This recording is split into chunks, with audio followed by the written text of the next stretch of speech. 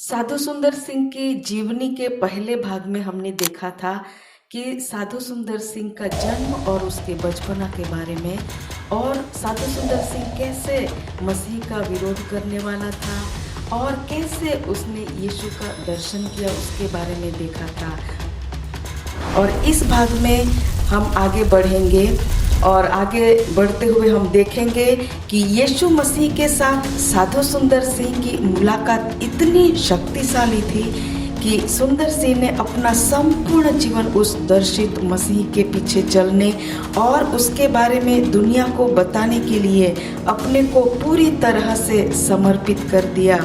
यह 16 साल के सिख लड़के ने मसीह की ज्योति पाई और उस ज्योति को लेकर विश्व के कई देशों में मसीह के गवाह बने। कई लोगों ने उसके अंदर मसीह का रूप देखा और उसकी ज्योति से प्रकाशित हुए। कई लोगों को परमेश्वर के सेवकों के रूप में खड़ा किया, कई लोगों को अंधकार से ज्योति में लाए, भटके हुओं को राह दिखाई। यह एक जमींदार का बेटा जो धनी था फिर भी निर्धन की तरह ही अपना जीवन बिताकर लोगों को धनी बनाया। उसने धन से बढ़कर प्रभु को प्रिय जाना और प्राण से बढ़कर सुसमाचार के ऊपर लगाव था। परमेश्वर के लिए अपना परिवार, रिश्तेदार, धन, संपत्ति सब कुछ छोड़कर परमेश्वर के लिए ही आखिरी सांस तक जीवन बिताया। साधु सुंदर सिंह के मिशनरी जीवन की शुरुआत कैसे हुई उसके बारे में देखेंगे।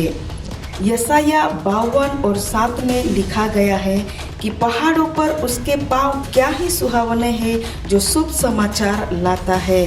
यह वचन साधु सुंदर सिंह के जीवन में कितना सच्चा नजर आता है। चाहे उसे इस संसार में खून बहते पैरों का संदेशवाहक नाम दिया गया है, पर स्वर्ग में विराजमान परमेश्वर उसी पैरों को सुहावने कहता है जो सुसमाचार के लिए ही घूमते फिरते हैं। तो आइए देखते हैं कैसे उसके मिशनरी जीवन की शुरुआत हुई। मसीह के दर्शन के बाद सुसमाचार प्रचार करना ही उसका लक्ष्य बन गया। उन्हें सुसमाचार में जो आशा और शांति मिली थी उसे भारतीय लोगों तक भारतीय तरीके से फैलाना चाहते थे। साधु सुंदर सिंह यह खुशखबरी अपने पिता को बताना चाहते थे, इसलिए अपने पिता के पास जाकर उसके साथ जो हुआ उसे बताकर अब वह मसीह का सुसमाचार सुनाना चाहता है ऐसा बताया। परंतु उसके पिता नहीं चाहते थे कि सुंदर सिंह यीशु मसीह के बारे में प्रचार करे।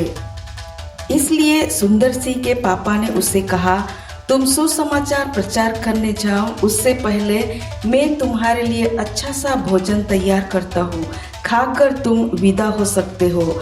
सुंदर सिंह के पिता ने सुंदर का मन पसंदीदा खाना तैयार किया और उसके भाई को आज्ञा दी कि उसके खाने में जहर मिला दिया जाए। सुंदर सिंह ने बिना जाने उसके खाने में जहर मिलाया है, पूरा खाना खाकर घर से निकल पड़े। यह पहली बार नहीं हुआ था, उसके जीवन में 3 बार उसे जहर दिया गया था, लेकिन जीवित परमेश्वर ने उसे बचा लिया। जैसे सुंदर बाहर जा रहे थे, रास्ते में वह बीमार पड़ गए और परमेश्वर के एक भक्त ने उसे हॉस्पिटल में भर्ती करवाया। सब सोचते थे कि लड़का मर जाएगा। दूसरे दिन परमेश्वर के भक्त उसे देखने के लिए जाते हैं तो वह एक बड़ी भीड़ में प्रचार कर रहा था उस जीवित यीशु के बारे जिन्हें उसे फिर से जीवन दिया था। सुंदर को अपने घर से निकाला गया, लेकिन उसे इस संसार में कई घर मिले जहां उसके आगमन का इंतजार हुआ करता था। अपने परिवार द्वारा त्याग देने के बाद सुंदर सिंह ने 16 साल की उम्र में साधु बनने का फैसला किया और उसने अपनी सेवा का आरंभ शिमला के उस पहाड़ों में एक चर्च से की जहां उसने 1905 में बपतिस्मा लिया था।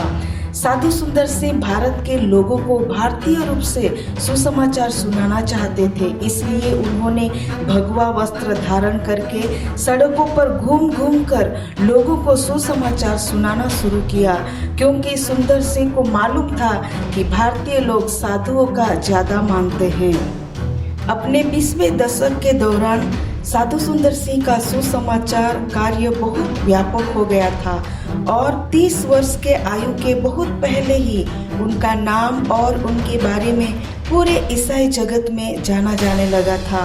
साधु सुंदर सिंह के बारे में लोगों ने कहा कि वह न केवल यीशु की तरह दिखते हैं बल्कि वह वैसे ही बात करते हैं जैसे यीशु मसीह ने की होगी। 1918 में उन्होंने दक्षिण भारत और सीलोन का लंबा सफ़र किया और 1919 में बर्मा, मलेशिया, चीन और जापान को आमंत्रित किए गए। 1920 में ब्रिटेन, अमेरिका और ऑस्ट्रेलिया की यात्रा की और 1922 में फिर यूरोप की यात्रा की। कई ईसाइयों ने उनका स्वागत किया और उनके शब्दों ने उन लोगों के दिलों को छुआ जो प्रथम विश्व युद्ध के बाद बुरी हालतों का सामना कर रहे थे। इस तरह एक बार घर से निकलने के बाद वह अपना सुसमाचार का कार्य में आगे ही बढ़ते गए। नंगे पांव उन्होंने यात्राएं की और सुसमाचार सुनाया। आगे बढ़ते हुए हम देखेंगे कि साधु सुंदर सिंह का जीवन कैसे चुनौतियों से भरा था। अपने विश्वास के लिए साधु सुंदर सिंह ने गिरफ्तारी, पत्थरवाह और रहस्यमय आक्रमणों का सामना किया। 1918 में जब वह तिब्बत की सीमा पर पार करके वहां पर ठंडे पानी से नहा रहे थे तो उसे पत्थरों से मारा गया, क्योंकि ऐसा माना जाता था कि पवित्र लोग कभी नहीं नहाते।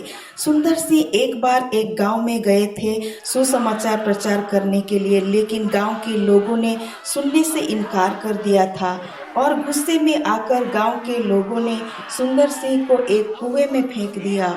वह कुआं एक साधारण कुआं नहीं था, उसमें मुर्दों को डाला जाता था। उसमें सड़े मांस की दुर्गंध और तरह तरह के जीव जंतु, चूहे, सांप वगैरह पाए जाते थे। जिंदा व्यक्ति कोई भी उस कुएं में 1 घंटे से ज़्यादा जिंदा नहीं रह सकता था, लेकिन साधु सुंदर सिंह 3 दिन तक उसमें थे और तीसरे दिन रात को जब वह परमेश्वर से प्रार्थना कर रहे थे तब एक रस्सी अंदर कुएं में आई और आवाज़ सुनाई दी कि पकड़कर बाहर आ जाओ। बाहर आने के बाद धन्यवाद देने के लिए इधर उधर देखा, लेकिन कोई मौजूद नहीं था।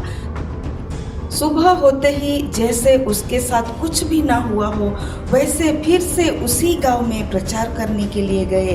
गांव के लोगों ने उसे जिंदा देखकर आश्चर्यचकित हुए और उस दिन सब गांव के लोगों ने जान लिया कि यीशु मसीह ही एक सच्चा और जीवित परमेश्वर है। और एक बार सुंदर सिंह एक शहर में प्रचार कर रहे थे। शहर के मुखिया ने गुस्से में आकर एक बंद कमरे में उसे बंद करके ताला लगा दिया। दूसरे दिन सुंदर सिंह शहर के बीच में फिर से प्रचार कर रहे थे। मुखिया ने उसे देखकर बड़े गुस्से में आकर पूछने लगे कि किसने उसे बाहर निकाला। मुखिया उस बंद कमरे की ओर जाकर देखा तो ताला जैसा का वैसा लगाया था, 1 इंच भी आगे पीछे नहीं हुआ था। घर में जाकर देखा तो चाबी जहां पर रखी थी वहीं पर पड़ी थी। उसने साधु सुंदर सिंह के पास आकर पूछा कि तुम कैसे बाहर आए। साधु सुंदर सिंह ने बड़ी हिम्मत से स्पष्ट जवाब दिया कि मेरे सामर्थ्य परमेश्वर ने मुझे बचाया। इस तरह वहाँ भी शहर के लोगों ने यीशु मसीह पर विश्वास किया।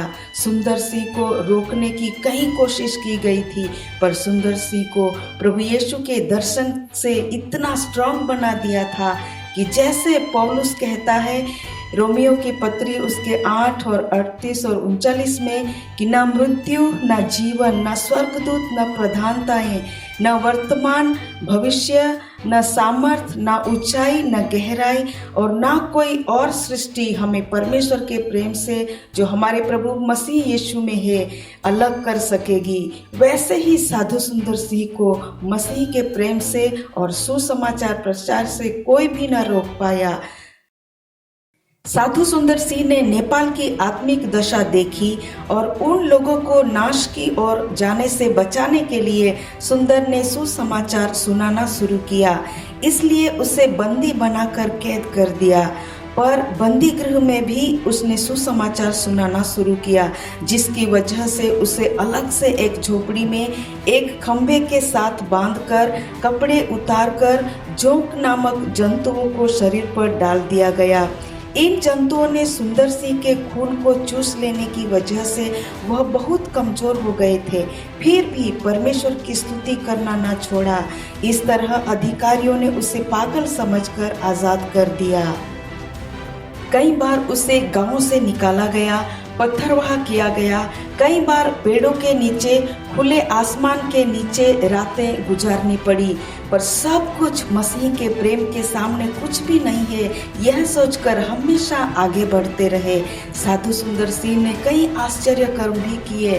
केरला में प्रचार के दौरान एक बहन के मरे हुए बेटे को उसने जिंदा किया था।